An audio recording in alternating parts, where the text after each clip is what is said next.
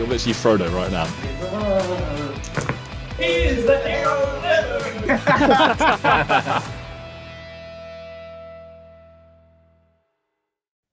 Hello everyone, and welcome back to the Gollum's Gamers and to the July edition of MESBG Monthly, which is a series where myself and Ali, who joins me today for the Spotify listeners, aim to keep you updated on all things MESBG from the previous and upcoming month. Now, at the end of the episode, we'll be answering a question from the audience. So if there's a question that comes to mind throughout the episode that you'd like answered for next time, then be sure to leave it down in the comment section here on YouTube. But before we get underway, I wanted to remind you all that tickets for our very first tournament, the Lemon Cup, are now live. So for more details, I will leave the link to the event page and also the preview podcast that we did to talk about the event in a bit more detail down in the description below. Ali, as you are a TO for the event, is there a brief word you wanted to give to our listeners about the Lemon Cup? Yeah, come, it'll be great. Come along. There will be lemon-themed things at the tournament, although I'm not involved in the planning of the tournament, so dice and such things. Just think of all the awkward rules questions you can ask Ash to make his mind melt, and then yes, that'll be worth the entry price on its own. Yes, so make him squirm. But also, down in the description, you can find links to our Instagram and Spotify, and also please consider subscribing to us here on YouTube, as a large proportion of people watching aren't actually subscribed, so please do if you enjoy everything that we do here on the channel. Okay, so kicking things off here with our first GBHL 100 from June, we have the Great North Rune, which was in Newcastle, I believe, Ali? Yes. Yes. I'm going to say. And if we're wrong, someone can correct us in the comments. It's been like 6 or 7 weeks since we recorded the June episode. So, yeah. Lots of these games were live streamed, actually, a game from each round somewhere on YouTube. So it was quite cool to watch the games. And we saw David Farmer once again win another GBHL 100 with The Depths of Moria. I feel like I have said that a number of times in the first 6 months of the new edition. In second place, we have Adam Bird with the Pits of Dol Guldur with another GBHL 100 podium. I believe he came third earlier this year, so it wasn't with Pits, but to see Pits podium 100 is pretty typical. This was a 700-point event, and then in third place, Jasmine Tetley, no stranger to the GBHL 100 podium scene, and she was using Defenders of Helm's Deep. So, Ali, takeaways from this event? I mean, so sort of with the releases of the new stuff and everything, kind of the first part of this new edition, there's like the door's kind of been closed a little bit, like with the Depths of Moria and things like that, you know, doing super well. Maybe that won't be the case now, but obviously to see Depths still doing super well. So I think first thing to mention, I think there's a special army list restriction or special rule at the event, which is I didn't know that. You couldn't take any flyers because it's the Great North Run, not fly. So it may have impacted the army list that people took, so you couldn't fly, you had to run everywhere, which is, I mean, it's got my favorite like event name I think so far this year, but I mean, we'll start with Farmer just because he's there and he won it, I guess. Interesting, he went for Balrog-less Depths of Moria, but he's still got a Watcher, which means he is a Horde with still a model which can it's just damage. So like but I think a lot of the perception is, the Balrog's better, and obviously monsters are better, but I'm not sure the Watcher is one of those monsters that's a lot better based on the monster rules. Like the Watcher's not really barging and trying to go into more and kill more and stuff like too much. The Watcher, and the shooting rules is like the same sort of. Still really good though at pulling people. So that's out what. So but it's just the Watcher's kind of unchanged, ish, but it isn't way better. I think it's the Balrog that has obviously had, the really big improvements. Helped those more. Yeah. So then, really, what is the kind of new thing about Depths in the new edition that's allowing it to do super well? The goblins are the same, so it's the board kind of white just banner. The banner and the +1/-1 courage. Like those are just such strong. Yeah, when bonuses. You've got a Horde army where every single model on that list is rolling at least 2 dice, and half of them will have shields and can roll 3 dice. Yeah. Just in every combat, while like the Watcher or the Balrog just is grabbing things and killing them. You have 66 of them. Yeah. And it's a lot of might as well, realistically considering. Yeah. All you're doing really is calling it on moves or even just bumping up like the occasional wound roll.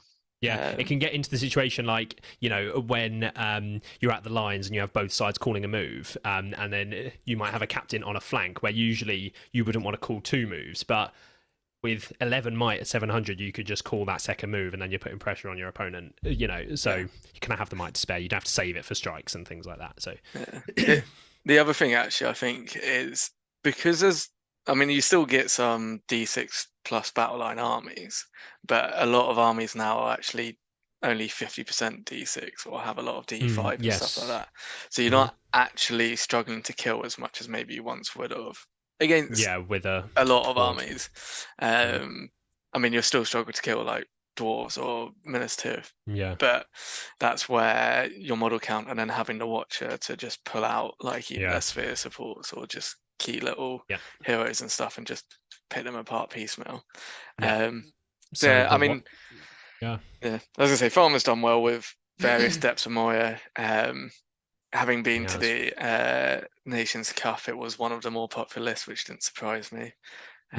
So for sure. I think it will still stay as one of the top lists. But I wonder, like, let's say it was in a category of like 2 or 3 other lists up until now. Is there 3 or 4 more lists kind of in that same bracket, which then makes depths sort of feel not as dominant as it has been? I think it'll probably feel less dominant because there's more stuff, more variety people are taking. At low points, because it's still a Horde with a board-wide banner, I think it'll still do really good. At high points, I think you will still see the one with the Balrog because it's just so hard to break because you have to be able to kill the Balrog. So I think it'll be one of the ones which will stick around and will still do well. We can move. Go on. I was going to say, should we move on to Adam and his pits? So we don't have the full list, but Pits of Dol Guldur is one which I've been hard thinking about for a while because it's now dropped down enough in like the meta rankings for you to now consider taking it. Is that right? It's more. So weirdly, Pits has become how I used to run my Azog's Legion, Azog's Hunter, which is the way that I do it is Hunter Orc frontline with Gundabad Spearman support. The main difference is Hunter Orcs obviously only get 2 attacks on a charge. But I'm not sure you can claim that as an Alley King sort of thing. That was a very successful way of running it. Oh yeah, I'm just saying that's how I used to run it. I see. I thought you were saying like, this was my way of doing it in my old lists, and I was like, I'll claim I was the first one to do it, but there you go. In the UK anyway. But you still get the 2 attacks on the charge. Like I think Hunter Orcs went from being way too good to actually they've had a big nerf, but they're still probably reasonably good. But can they hang around though with like other things now? Well, clearly if Adams comes second. Maybe so.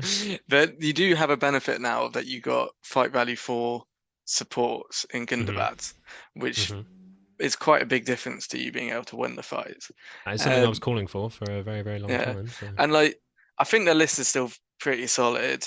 The problem is bad now. No, he's not bad. If this list still had the 3 heroic combat, I think you'd see it a lot more. The fact that it doesn't is what hurts it. But Azog is still a very good utility hero that he can go around and deal with most problems because he is scary as hell. But I think Pits is a solid list. It's not a top level list, and Adam's obviously done quite well to come second with it. Adam's also used like the Hunter Orcs and things quite a lot, so he's experienced with how to use. But I do think people probably have crapped or discarded Hunter Orcs a bit too quickly. From being a will we see a Hunter Orc resurgence? Will we ever see 13 Azog's Hunters lists? I don't think we'll ever see that again. But I think those days are gone. But I would say I think Hunter Orcs are better than people have been giving them credit for. Are they your new Morgul Stalkers, Ali? No, because Morgul Stalkers are back. They're back. You don't need new Morgul Stalkers. And then moving on to Jasmine. So Jasmine, obviously, very good player. Got second in the league the year that I won it. Just slide that in there. Defenders of the Helm's Deep, I think it's still a very solid list again. We saw quite a few of them at the Nations Cup a couple of weeks ago. And we saw Bert just do very well with it as well in an upcoming event that we're going to talk about in a minute. Yeah. Shout out Bert. Again, it's one of these lists that have changed slightly because of where I don't know how Jasmine built this, but I know people No. sort of like, are the Royal Standards a bit naff now because you don't get the mic Mm, regen very reliably. But the yeah. thing is, it is now a 6-inch banner, which is Yes. incredibly good. And Gamling's five Um, five is now, yeah, which is and just a so nice little he's bonus. he's a bit better. You still get ridiculously good shooting where you can outshoot most people on the Yeah. range, It's which just kind of before we got the changed. yeah It's changed like sort of the makeup of the troops, and because you would take like a Royal Guard front line, obviously last yeah edition when like there was lots of terror around and things. So and obviously now with having 1/3 throwing spears and all that sort of, just the way that you build it and those spears on the elves now just sort of changes the way that yeah. it's the line It, is. Yeah, it's how you form up the battle line is different, but the list itself is effectively Is the still as good yeah, as yeah. it was, But we're in saying my as well opinion. earlier that Haldir is a little bit better this edition as well. He's a banner within range of Theoden and Aragorn. I think he Yeah, re-rolls to wound as well. There was something else he was saying, but yeah, Haldir seems pretty good. So I think at 700, was Wolf's Lair at 700?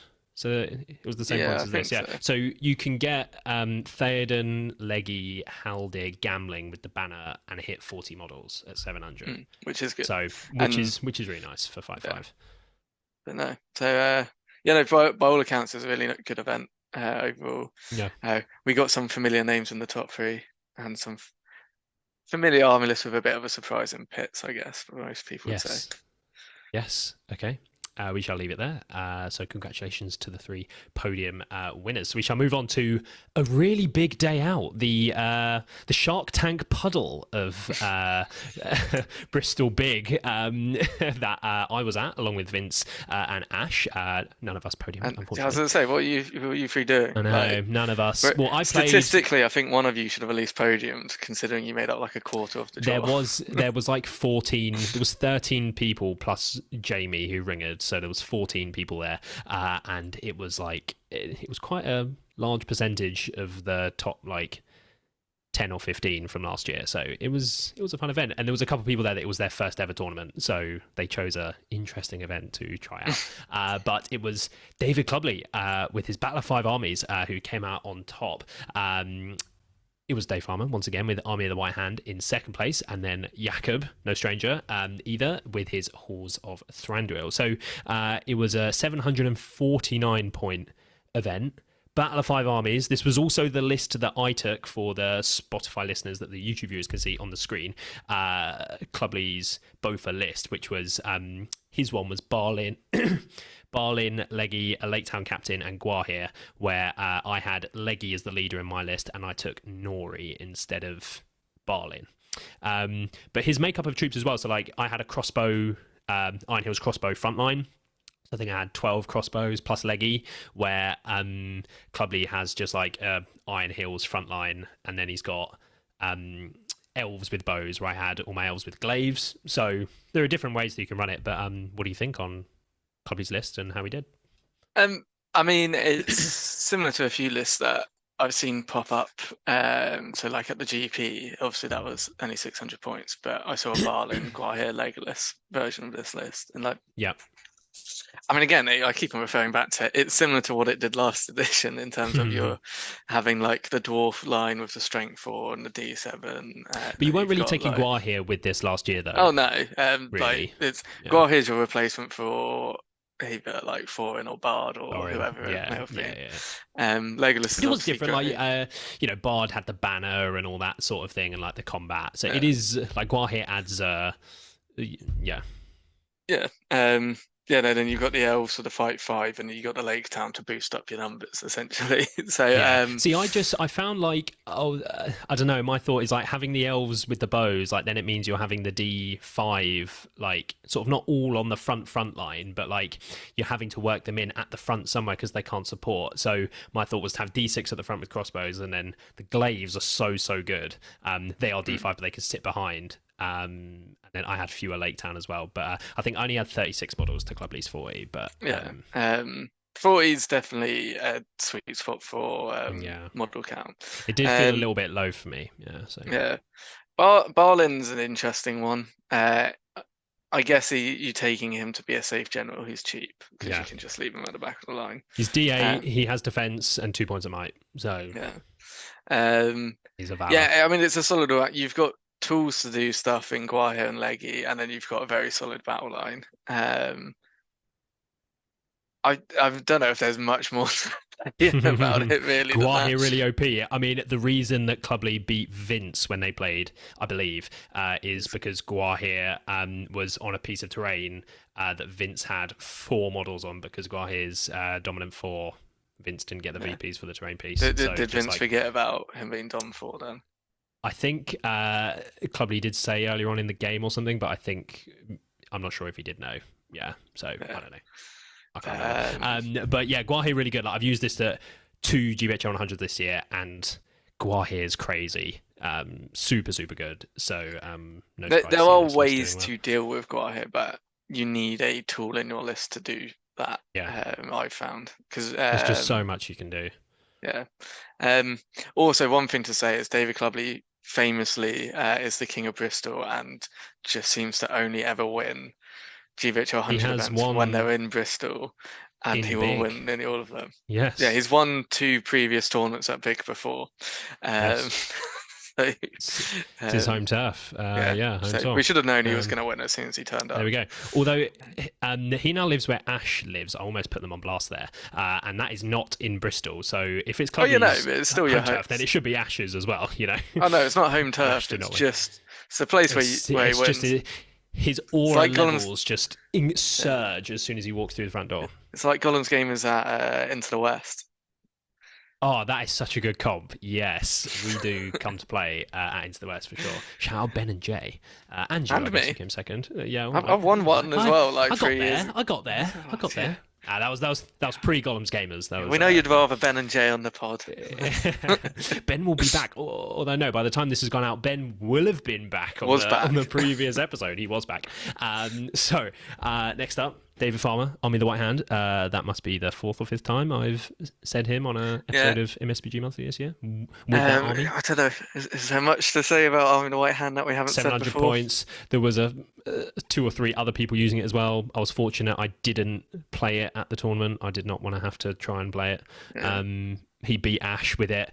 The reason that he beat Ash was because Ash had a triangle sort of trap around his banner, and they were playing a really cagey game, but he left a gap for Farmer to compel the banner out and then kill it with something else. I don't know how he did that, but no, probably shooting. There was I think so that was why Ash lost. So anyway, so Ash bad.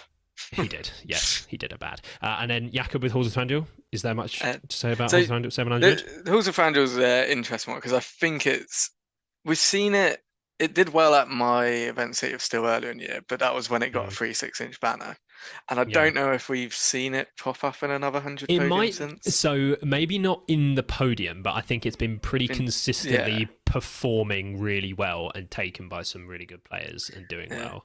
I think it's a list that's got Thranduil's a pretty solid leader. You got Legolas, who's obviously great, and then your elves with like all the benefits that elves get, because it's got the +1 to wound, a bit like Lothlorien does. Bubble. It's just very good, but I think it's slightly more points efficient than some of the other elf lists tend to be. Just purely because Legolas is so great, and even Toriel's not bad. Toriel's really good. Fight 7, like captains when they're within range, and fight 6 and stuff. Laves be good now. So yeah, good before, but they're better. I do wonder whether the lack of banner either put people off or whether it has held it back a little bit in terms. See, I don't think it's like I say, kind of almost every 100 that you're seeing, it's usually in the top 8 at least, and like there's a few really good players taking it and doing pretty well with it. So we're not seeing it on the podium that much. Is that maybe just because these other lists like Depth and Army of the White Hand and stuff are just that much better? But I think Halls is still super, super good. I'm just thinking with Legacies coming in, do they get the what was Sentinel? The Sentinels reintroduced? Yes. Yes. The Because I OP think that Sentinels. will, because Yes. Sentinels are proper great, which I'm sure we can go into another time. Proper great. But that may help push it up the 1 or 2 spaces Yes. with a bit more regularity. And it has the points to use because it doesn't have a banner anymore. So plug in one of those. It's looking pretty good. So yeah, that'll do it for a really big day out. I've never been to one of those kind of really small hundreds before. It was very interesting. There were just moments where it would just fall completely silent in the room, and everyone would be like, "Why is it silent in here?" It was. That's what it used to be like back in the day when the TV show started out at the top of the Dorset Arms. Shout out to my hometown. Anyway, okay, moving on. Next up, we have The Wolf's Lair, which at the time of recording happened less than 24 hours ago. These results came in, and I've got the graphic done, everything in spick and span. I'm on this, guys. The Wolf's Lair 3. I was hoping to go to this year, but none of the guys wanted to drive over, as it was the Nations Cup recently, so I didn't go. Hopefully next year. But we had Ashley Kenny. So this is the first one of the tournaments that we've talked about so far that is using the legacy profiles and the Armies of Middle-earth. It wasn't using legacy though. Oh, was it not using legacies? No, so it was the new profiles only but Armies no of legacy. Yeah. Oh, interesting. Okay. So Armies of Middle-earth, and Ashley Kenny took Moria, which is one of the new lists from the Armies of Middle-earth. Then in second place, we have Tom McConnell, once again, using Moria. We see where this is going, folks. And then in third place, we have Carl Bate on Any Heroics. Boo! Taking Men of the West in the third spot. So the monsters get more monstering with for the Spotify listeners, sorry. His list was a dragon with Breathe Fire and Fly, who also had Druizag, a Mirkwood Hunting Spider, and 2 Cave Drakes. 5 models at 700 points. Ali King. So I think one other important thing to point out is it was a veto system in use. It was. Which I think will help monsters out purely because like it did last edition, is that if there is particular one in the pool, you could remove that and then increase. So is that chances. leading you on to say that the people maybe need to not bring out the pitchforks to the monsters yet? Is that what I don't think that alluding to say? In honesty, even like if it wasn't vetoed, there's nothing particularly in this list that I would be there going, oh no, I've got no chance. Or it's like okay, so hold that thought. Hold that thought. I wonder how many games in Ashley Kenny's run with the dragon he mowed down a crap ton of troops with Breathe Fire. Yeah. Are you saying there's something you could have done to that?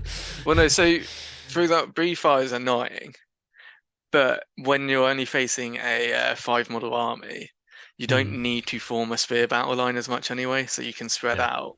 And so it's kind of like they're going, and it is limiting the dragon to only 6-inch move. So it could be a case of. Well, no, it can. Oh yeah, sorry, because it's still a bow, so you can only move 6 inches and shoot it. And it hits on 3 instead of a 2. But... Yeah, so it's kind of, and it, like I'd say this is more credit to Ashley than anything else, because I think no one who's not particularly good at the game could pick up this list and probably go win an event with it. Yeah, it's not that good, folks. No. There is ways that you could unpick it and stuff like that, and if there was. I mean, a lot of it's going to come down to draw as well, because if there was a Dale player running around, this list would be screwed, basically. So I'm not sure anyone was using Dale at the tournament, so maybe not. But that will be sort of a case in point. So it's a list that can work incredibly well and would be hard to beat if you do not have the tools.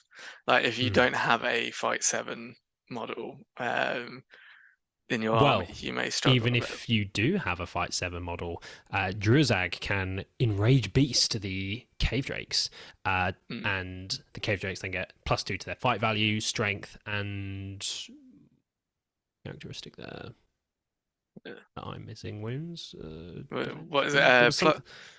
It was +2 to 3 categories. 2 to your fight value, strength, and attacks. Fight value, strength, and attacks. Yeah, sure. And then you automatically suffer a wound. Yes, so it suddenly goes up to strength 9, 7 attacks on the charge with a monstrous charge at fight 9. So if you have a Fight 7 hero, doesn't necessarily mean you're going to be able to handle a charging enraged fight 9 Cave Drake. The thing is, you just have to be patient because you can get at Druizag. So you basically don't engage until you can. It sounds weird. Um, Let's get a bat rep going, Ali. Me and you. I'll have 2 dragons with breathe fire just sat up looking at all your dwarves. Oh yeah, there's difference if you got 2 dragons with breathe fire.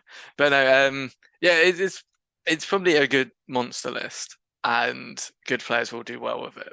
But I wouldn't be worried about this becoming a default meta. Okay. So you're not worried about the monster version of Moira, but what about the not so monster version of the Moira list with Tom McConnell in second place, where I believe he just had a dragon and then spam goblins, 50 models, I believe. He had Durbez. There's a rule that Durbez gets or something in the list that I can't remember, but he had Durbez to take advantage of that. Yeah, and just the 1 dragon, I think, might have had breathe fire and fly as well, but it was 50 models at 700. So you've got, obviously, depths had 66 harms list from earlier had, so it's 16 models less, but you have a dragon instead of a watcher. Yeah. I mean, it will do well for the same reason the watcher list did. You've just swapped what your big Gravely thing is that people struggle against. Dragon's probably more of a hammer than a scalpel. You reckon? Than the Watcher is. Well, than the Watcher. Yeah, okay. Yeah, sure. And at 700 points, I think people are going, I can't quite afford the Balrog.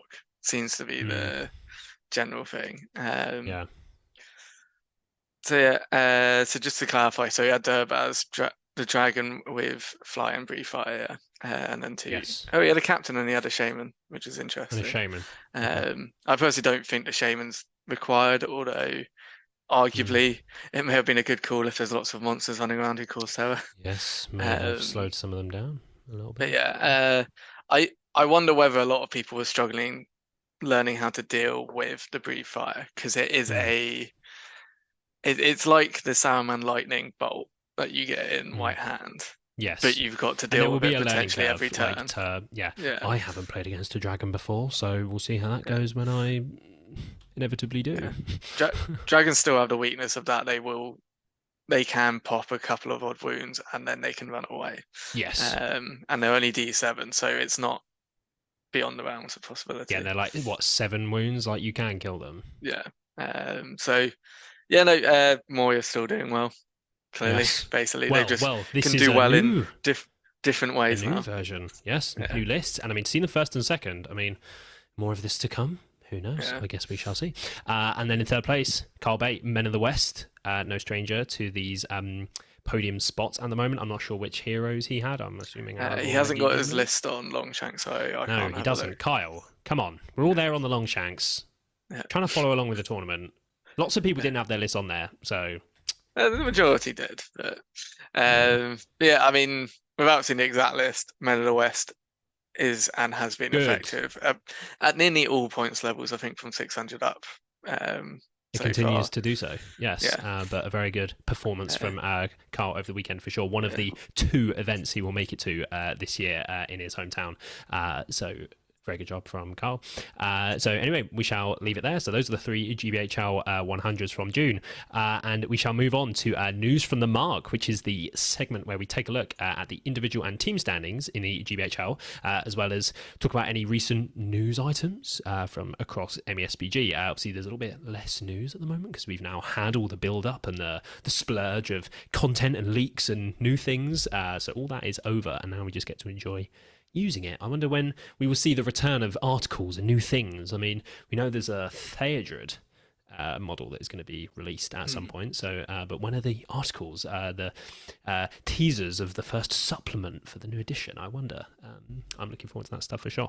But kicking things off with the individual rankings currently. Now, worth mentioning, I have updated these myself. Wolf Slayer happened yesterday, so I have tried to work out which teams moved up, which players have moved up where. So if my maths is slightly off, I do apologise. Blame Stephen Denby for not updating them himself. But in the top spot, go on, Ali. And so you're applying for the media publicity officer and the rankings officer for next I will not be. I have enough work in MESBG to do with running the best MESBG YouTube channel in the world. Shout out to the Gollums gamers. We have in the I don't top know whether you spot. can shout out to yourself. I totally can. It's my channel. We have David Farmer from Any Heroics still in the top spot. We have Jakob in second place, and we have Thomas Seacombe from my hometown, or near enough, shooting up into the podium spot in the GBHL. Who saw it coming? Men are the best. Sandwiched between 4 Any Heroics players, because in 4th and 5th we have Denby and John Partridge. That is a hell of a sandwich to be in. I mean, yeah, wow. So thick cut bread there. That is some thick bacon going on inside that bread. And then we've had, I believe, Clubley move up into the top 10 as well. He's in 8th, and Tom McConnell from Pigmar, because of the second place he had at Wolf's Lair, moving up as well. I believe John was in like 8th. He's moved up to 5th because I think he came 5th at Wolf's Lair or something. So we're still like... John came 6th, Tom came 8th, which I think is where they've got their bumps. No, Tom came 2nd, which was why he was on the... Tom Seacombe came 8th. Oh, Thomas Seacombe, sorry. Yes. There's still lots of people where their 6th score might still be like 60 or something, or 75. Or don't even have a 6th score. No. But like lots of these people that were kind of just outside the top 10, so then when they get an extra 25 or something, it does actually bump them up quite a lot. So although we're halfway through the year, as it's now 6 scores instead of 4, it's sort of taking longer to kind of move people around into the spots where they quote unquote should be or will be by the end of the year. So any thoughts on the top 10 there?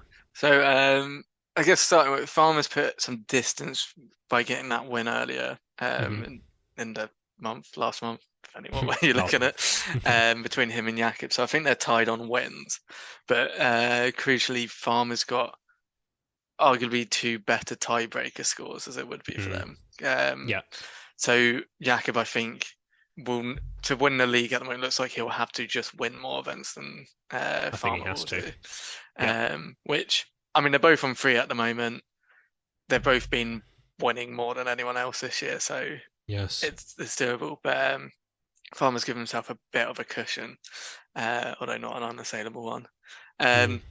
It's good seeing actually Tom Seacombe get up into 3rd. Rising. He's been around for a while, and like. He sees his chance and knocked Denby back into 4th, which is maybe why the rankings haven't been updated. Yes, he did say he was going to do it last night, and then I checked this morning and they weren't. I was like, I wonder why. Yeah, and then thing is, John's also catching up with Denby. So Denby has his dreams set on 3rd place, and at the moment, like not only could Tom possibly ruin those dreams, but his teammate, his former co-host, John, fresh on being married. So congratulations, John. Congratulations. He could even step into that 4th or even 3rd spot. Maybe so. Well, where they haven't stepped into is the number 1 spot in the team rankings, because the Gollums Gamers remain the best team in the best league in the entire world. In the 1st place position, the Gollums Gamers. We are 0.98 points ahead of the measly Any Heroics crew in 2nd place. Obviously, I can talk a big game when we're in the number 1 spot, so you know. So although, I mean, looking back at the top 10, there are no Gollums Gamers in the top 10. It's quite impressive, isn't it? How are we doing it? I know it's. I think Ben's in like 13th, but you know. I think it's a case of we have skill and talent throughout the team. What this shows really is that this puts so much weight into my 5th place at Gates of Gondolin, because had I not got that, we would be in 2nd place. So I'm going to pat myself on the back. Here we go. We may need you to do a bit better than 5th at a future event to stay ahead. Maybe so. But you are still contributing. 2 contributing. events left for the year, so there we go. I'll take it. And then in the 3rd place, I don't think there was actually much moving around of the other teams. We still have the Guardians in third. Or did Guardians? No, I think they just widened. Guardians have jumped up into 3rd. No, I think they were in 3rd last time but they've now widened the gap because of Cubley's win, I think. Yes. So, and then Team Knots in 4th, Pigmar in 5th, the Bucky Berserkers in 6th, Team Atomic in 7th, which will enjoy they have enjoyed a little boost from Bert's 4th place at Wolf's Lair. The Brohirim, the War Wyverns, is that how you pronounce that? And Wyverns, sorry, and then the Fellowship of Steel in 10th. So thoughts on the race part 2, the Gollum's Gamers v Any Heroics, thoughts? And it's starting to, we're getting to the point now where that everyone's kind of done enough events that like how it's going to look coming into the run-in towards the end of the year is becoming a bit more clear. It's still probably not going to be there completely on the individual rankings until September. Yes. But team-wise, the Guardians have put a pretty big marker with with Clubly. Get my Davids confused. Yes. Getting that 100 has put distance between them and Team Nox and Pigma. Although it's quite easy for those teams if someone wins 100 from them to then suddenly be back up in that's 25 points and do the same thing. The interesting thing at the moment, because we've had medium to smaller size GBH 100s than we had done in previous years, is getting a sort of mid to high 90 points is actually a lot harder. So, for example, Yak and Farmer got second and third at the big day out. Oh, but those points mean absolutely nothing to them. So at the weekend, the 40-man, was it 40-person event at Bullseye? 42, I think. Was a reasonable number, but even then, if you're not finishing in the top 2 or 3, you're not breaking really to get into the sort of mid 90s or higher. So it's actually a lot of teams have, and a lot of players have sort of 70s or still as their 4th or 5th best scores. 5th and 6th scores, so, exactly. And there aren't that many big events. No, that's what I was about to say. Kind of, the ones that maybe should be bigger, like the ones we've seen in previous years. Kind of, we have the ones earlier on in the year, like Into the West and the GP and things. But Ardacon is obviously a GBH 100 with a lot of players. So Ardacon, maybe unnumbered tiers. Imps is usually pretty big. Am I missing any? The Lemon Cup, of course. Yeah, the Lemon Cup's going to be the biggest. When it sells out. Every single one watching is going to try and buy a ticket. Yes, and they will fly long distances to attend. But basically the point I'm making with that is actually depending the size of events that we get coming up could impact how much movement we get in the rankings. And also like where those events are, because like Pigma, for example, are mostly Bristol-based team. Like maybe they wouldn't go to places like Ardacon and stuff like that. So that'll also weigh into it somewhat, I assume, as well. Yeah. So any more notes on the rankings overall? Nah, we'll leave it at that. Cool. Okay, so in terms of news items, so I mean, the first thing I guess to mention is that England are the best country in the world. We won the Nations Cup. We dominated the competition as per usual. Shout out to the international community. Go on, Ali. I just also love how Elliot's like we, as if you're a contributing factor. Team England, baby. Come on, I'm a spectator fan. I was watching the live stream. Shout out to Alex Temple and Harry Parkhill from Battle Camper and Entmoot respectively for putting on a fantastic live stream that I watched. For not getting too drunk that they do a live stream. I was staring out at the Mediterranean, 30 degrees beaming down on my soft skin, watching the Nations Cup, cheering my homeland on. Ali was at the Nations Cup, so we have done a full. We will have done a full event review for the Nations Cup, which will be live by the time you are watching this. So for more in-depth thoughts from Ali, as well as Ash and Ben, who were on the winning Team England, you can go and check that out. But takeaways from the Nations Cup, Ali, what did you think? So obviously I was involved in running it last year, and then Team England lit the beacons and called for aid because they were like they needed someone with experience to help. And I mean the best thing is because we did one, I can literally claim it's all down to me. You did one for sure. No, it's the second significant international event I've won in Poland now against Poland on their home turf. So I didn't realise we were reading out his Wikipedia page here. I know, just from it. But no, it's a really good. It's a really good event. It's very well run by the team. So Will, Michael, and Ed sort of the main ones. And then I've forgotten the name of the French guy who is helping coordinate the tournament software and stuff. Yeah. probably out of every single large event I've gone with, I can't think of a single actual issue that came up during the event, whether it was with the software or like just the function. And the Polish guys who helped sort out the venue and that. Poland always do a really good event. I went to the Polish Team Championships a couple of years ago. So if you've got you and a couple of mates who want to go experience a team format tournament, which I think are the best style tournaments, I would highly recommend going to one of theirs. But yeah, no, it's a great event. Really good social. Poland's a great place to go to. I won't go too much into detail because go and check out the review video, folks. It is on the channel. Should be the video up before this one. And obviously, if you wanted to see the team playing on the Nations Cup stage, both Ash and Ben actually played on the live stream at the Nations Cup. So those live streams are able to go back and watch. So if you wanted to see the boys represent the Gollum's Gamers and Team England, you can go and do that. So I think I'll do it for the Nations Cup. Now, there's something else to kind of touch on that we thought of in the GBHL is that the league is going to be releasing like an FAQ. We're going to get another FAQ day. We can have a emergency podcast about the GBHL FAQ. You best believe we'll be doing that.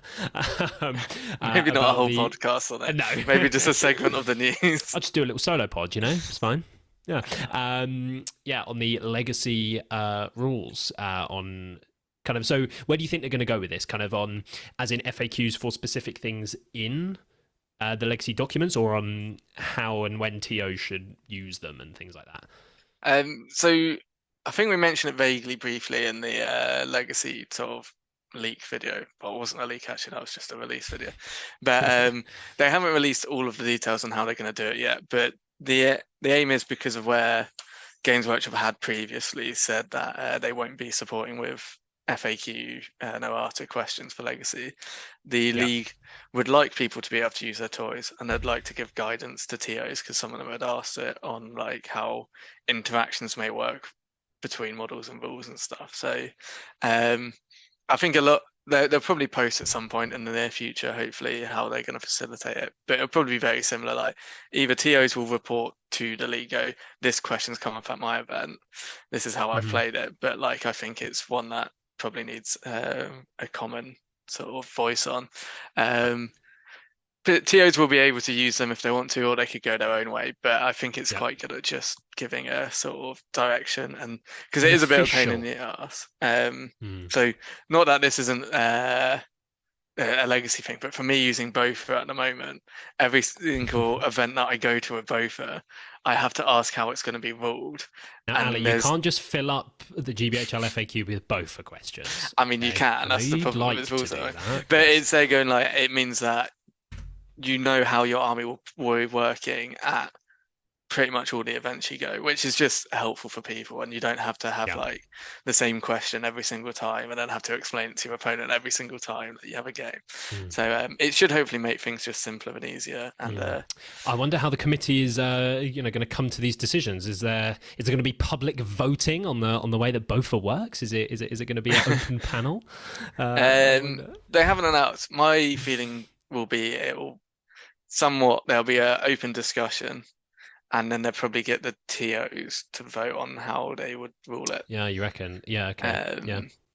It may be a bit chaos if you got the whole entire like international scene, and so you can get movements from people who are then personally trying to make a thing work to their advantage. And we can promote the whole thing here on the Gollum's Gamers, baby. But, I love it. Yeah. No, but that's kind of some actual GBHL news that's come out, and should be coming soon. In the near future, who knows? Imagine if they just so happen to release it on the same day when GW release an FAQ. Yeah, I mean the funny thing is, emergency pod. This is where GW reverse their stance and go, oh yeah, we will do a legacy. Okay. After all the work goes into. Did you know? I don't know whether you saw, or lots of people, they have fixed some of the problems in the legacy document. Yeah, I think it was only the evil one. I think they updated, wasn't it? Like the Spider Queen, the picking up objectives thing, and stuff. And like they fixed the Khan King Chariot sort of thing. Oh yes, that. We won't did that under the radar. We won't update these, but we've messed some things up, so we're going to update them just this one time. Yeah. Where we've full on cocked up, we'll fix it, but we won't tell anyone. We'll just do it discreetly. We'll just do it under the. Hope no one noticed. Indeed. Okay, so that's going to do it for news from the mark. Now we shall move on to a quiet upcoming events section here for July. Only the one GBHL 100, which I am going to, along with a lot of the guys. So hoping for a podium spot here somewhere within the team, which is the Guardians Call to Rivendell, which is usually a pretty big event. I don't know how many tickets he sold this year, but it's 550 points, 7 games. I believe Jay came second last year, I think. You've won this event before.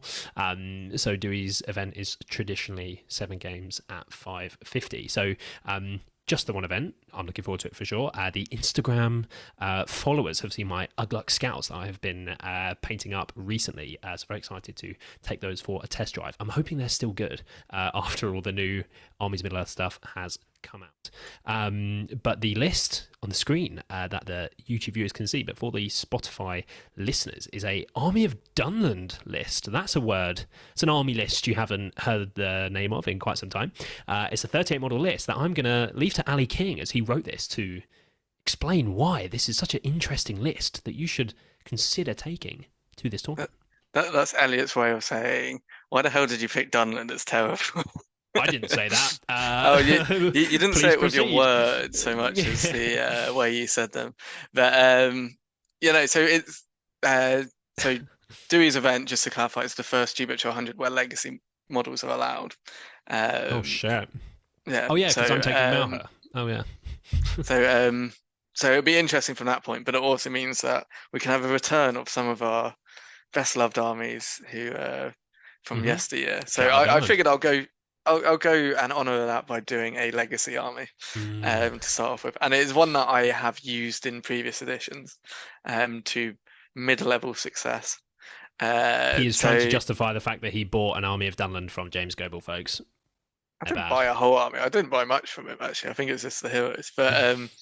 But yeah, no, so Army of Dunland, for those who don't know, the army bonus is their banners become 6 inches, which is really good. Then they also, for 1 turn within 12 inches of Fryden, all Dunland models get +1 to wound, which again is also really nice. Although it's only for 1 turn, but better than no turns. So the going through Fryden is pretty handy. He's a good, what I'll call, low points leader, which for being a low points event is quite it's pretty good to have. So he has Mighty Blow, so he can deal and kill captains and whoever in one go, basically. So he's only fight 5. I'll go for that. Fight 5, strength 5. He's got 2 attacks. He is 3 might, 2 wounds, and 2 fate. So he's easy to wound, but he has fate, an extra point of fate than some heroes to keep him alive. But like most of this army, he's more attuned to being aggressive. So him on his horse, if he wins combat against most things, he will be able to kill them.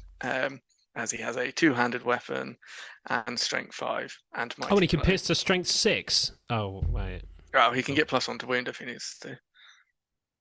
So +2 to wound. He does have heroic strength as well, and he has heroic strike. So while strike isn't as good as it used to be, especially on a 5/5 model. Yeah, at 550 points, you're probably not going to see that many models that are fight 7 or up. So it should do the job against most heroes at 550 if you need to. But yeah, he also has a 12-inch stand fast, which is pretty handy, just generally. But yeah, so he's solid. He's unspectacular. Moving on to someone who is kind of spectacular as a profile, is Gollum. Again, he's fight 5, strength 5, D5. He has 3 attacks though. He's only 2 might this edition, but he has gone up to 2 fate. So that combined with his 3 heroic defense when he's engaged with a hero means he's actually really difficult to take down, and he can still do a bit of troop munching and scare some heroes with his strength 5 himself. And again, he has heroic strike, heroic strength, and obviously heroic defense. So and he's only 70 points, so still really good value and great. And then Dunland Chieftain's in there because you want heroic march in this new edition. But he lost the point of will, Ali. Is he bad now? I mean, I don't know whether he was amazing, and I don't know if he's still not amazing. But again, he does have a 2-hand weapon, which is interesting being strength 5 with a two-hand weapon, so he has to go two-handed. But his biggest letdown is only fight 4, so he's not really reliable at killing. But he's mainly there to bring some more guys and the heroic march. Well, you have 2 Crebain with a march, so you are very mobile. Yeah, as I said, the list says Crebain. Crebain are great. Entertaining Crebain get the +1 to wounds now if they're within 12 inches from the turn, because they got the dominant word. Yeah, so Crebain get +1 to wounds. +1 birds. Okay.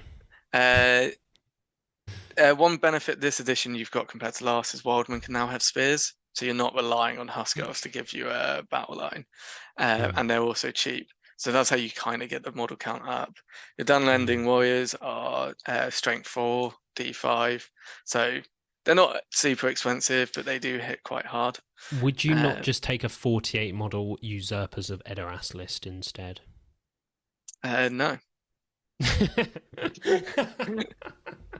You are more resistant to, like, I mean, obviously Usurpers are only strength 3, so they do just get blitzed. And then I've chucked in a they're only strength 3 or D3? D3. D3. Don't be forgetting about Lord Thorn and his Rohan traitors. Cool. Anyway, and then the Husk Elves, you've got a few in there. The Husk Elves are still rubbish, if I'm being perfectly honest, but it is your only way to get fight 4 spear supports in a situational position in your. See, Army of Edoras has a load of fight 4. I mean, it can do, yeah. But anyway, like, generally, Dunland aren't the best list, but this is a points value where they could work. Having used them last edition is you're very much reliant on the first 2 turns, in that if you win and you will kill whatever you're in combat with, pretty much. You win the game. You'll win the game, and it will go quite well. And you've got really good model count for 550. You're at 38 models, which is what most people end up looking at once they go to 700 to 800. Your hero Fryden's solid and Goroth's great, and the Crebain are really good at scenario play and just generally being a nuisance. So folks, tell us, have you been sold there by Ali King's Army of Dunland pitch? Will you be buying an Army of Dunland army? Oh wait, you can't now, because I will say last edition, when I think Dunland were worse, at 600 points, I went to the GP and I only missed out by 1 VP on qualifying in the top 8 with it. Hypotheticals there, folks. He did not qualify. Let's just set the history. That's not hypothetical. I just said that was the situation. To be fair, no, but the hypothetical on what could have happened. Yeah, but you know, I think it's a list that, a bit like last month's one, a good player could probably go 4-2, maybe 5-1 with. And at Dewey's event, because of where he has 2 levels of like minor, major, and that, if you do win your games and you're winning them big, which is what this can do, it may give you the slight advantage on those tiebreakers. Let us know, folks. Would you rather take Army of Dunland at 550 or my Host of the Witch King at 750 from last month? Let us know which you prefer in the comments. Dunland's cooler. Witch King OP. Anyway, moving on then. So I think we are just about ready to close things out. But first, our final segment, One Question to Rule Them All, where we close out every episode with a question from the audience. So be sure to leave your question down in the comments here on YouTube for us to answer next month. But today we have a question from Matthew. How do you pronounce that, Ali? I mean, it may just be Matthew, just spelled like in a non-English way. Well, apologies. I won't attempt your surname if that's your surname. Or the surname. I tried the first name, so at least I tried, where Ali did not. So his question is, will the Legacies of Middle-earth PDF have an impact on the current meta?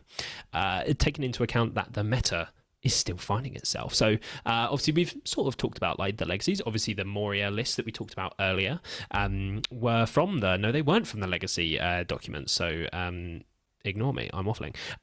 What do you think? Will they impact the meta? Yes.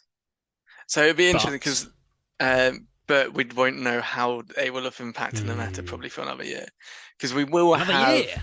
Fucking hell. Yeah, I mean, so essentially, like most, at least in the UK, most GBHL events have said that I've seen, it's probably about 75% would say that they allow legacy, 25% will say they won't, which will give us a good indication where you then can hopefully compare the two. But we need a large enough sample size to see like what the impact is. I have a feeling when you're allowing legacy, obviously you get certain legacy armies that you won't see at all anyway, some which are competitive. So like AOL or Field of Caliban, I think would be competitive in legacy. And then beyond those ones, you will see certain lists feature significantly more.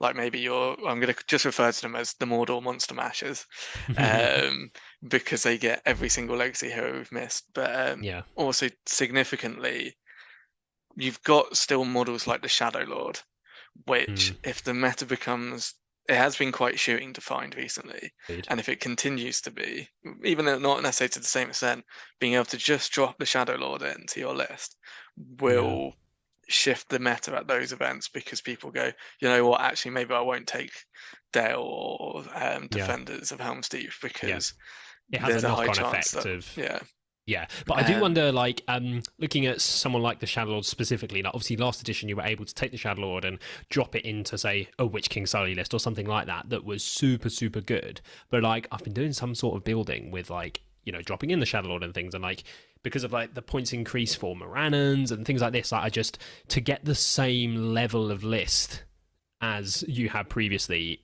you can't really do now at, say, like 800 points even, with sort of the increase in points sort of across the board on lots of things. So I do wonder whether it would have quite as much of an impact as we maybe think. But that's arguably because you're trying to recreate a list from last edition. Yeah, no. But like, I'm not sure what other kinds of lists in the new edition it would go into and be super, super good that would impact the meta. I mean, it's not like it's the only thing it does, but that's kind of just an example going, if there is a prevailing shooting meta, then he'll come something like play. That. It can obviously affect it. And you may see, like, I know the internet's screaming about the Golden King.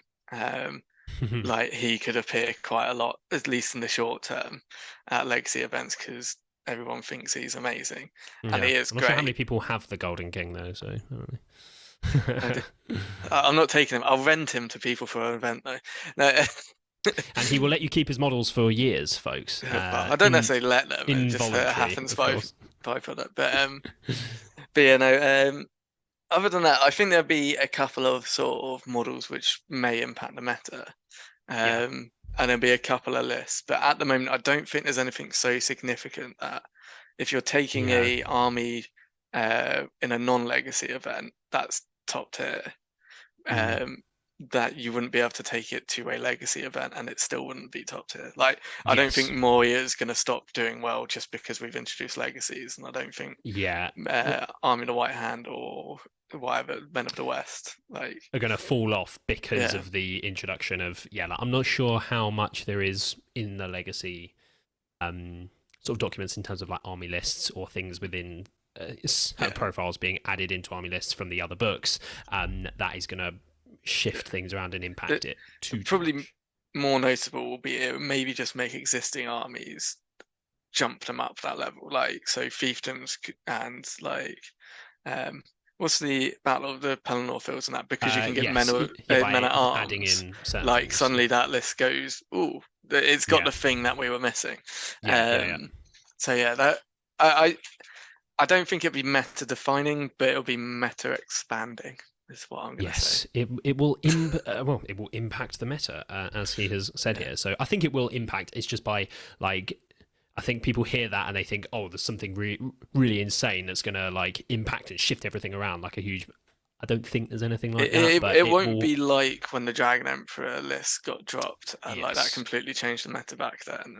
And like AOL as well and stuff, like, really did, but to a much lesser extent, I think now. But it will have some impact, I believe. Yeah. Okay. Any closing comments for this month's edition of MESBG Monthly? No. Only the one Jupiter 100 next month, but we will recap that for sure in the August episode. Wow.